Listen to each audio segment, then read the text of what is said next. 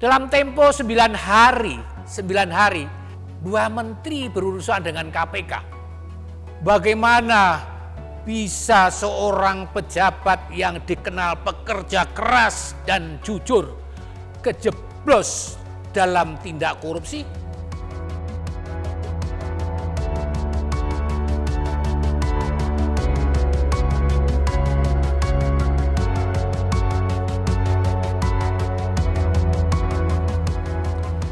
Jelas, tidak perlu diperdebatkan lagi bahwa yang mereka lakukan itu adalah sebuah bentuk penyelewengan. Mereka tidak hanya menyelewengkan aturan, ketentuan, kinerja pemerintah, tapi juga merupakan penyelewengan moral. Ya, penyelewengan moral. Karena itulah seorang teolog pada abad 13, Thomas Aquinas, pernah mengatakan, korupsi menyangkut kemerosotan jiwa dan pembusukan karakter personal.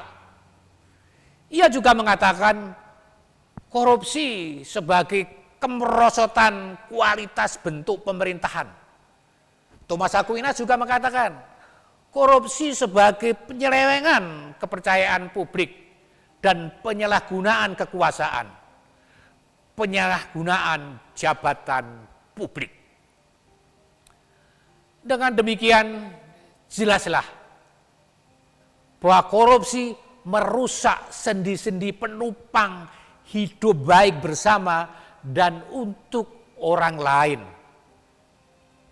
Karena apa? Karena yang dicari adalah kepentingan diri atau kepentingan kelompok. Karena itu korupsi menghalangi upaya membangun institusi-institusi yang adil, yang lebih adil.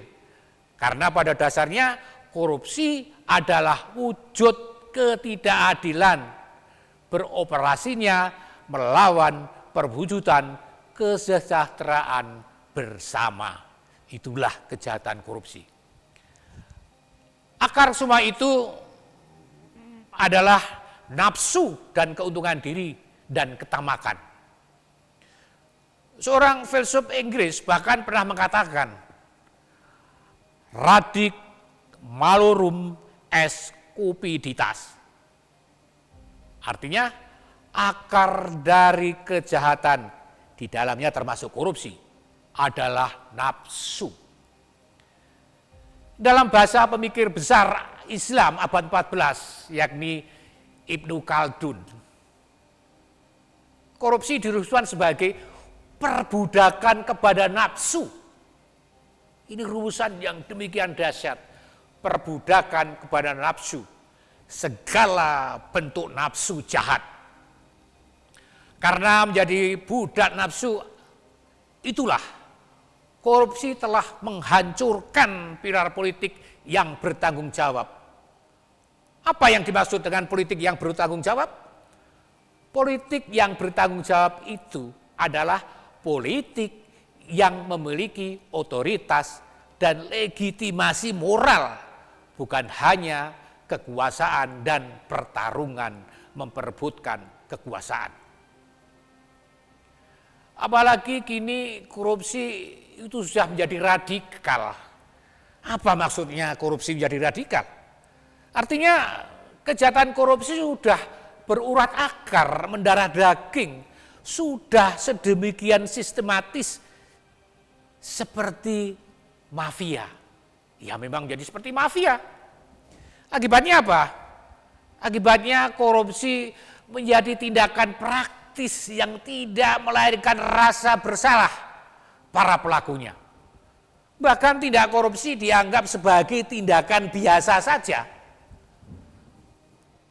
Tindakan biasa saja. Adalah tidak aneh. Karena dianggap tindakan biasa saja, setiap orang yang masuk ke dalam struktur kekuasaan bisa, saya katakan bisa tergoda dan akhirnya jatuh melakukan korupsi. Maka benar yang dikatakan, yang ditulis Abdillah Toha dalam Twitternya. Jangan coba jadi penguasa kalau Anda tidak siap dari awal perang melawan setan. Perang melawan setan. Karena itu dimanapun terjadi, korupsi itu sangat merusak, membusukkan, menghancurkan. Tidak hanya karena dampaknya pada integritas dan pemerintahan yang baik, tetapi masuk ke jantung salah satu nilai-nilai kemanusiaan yang paling penting, yakni kepercayaan. Kepercayaan, trust. Tanpa kepercayaan, demokrasi akan terancam. Padahal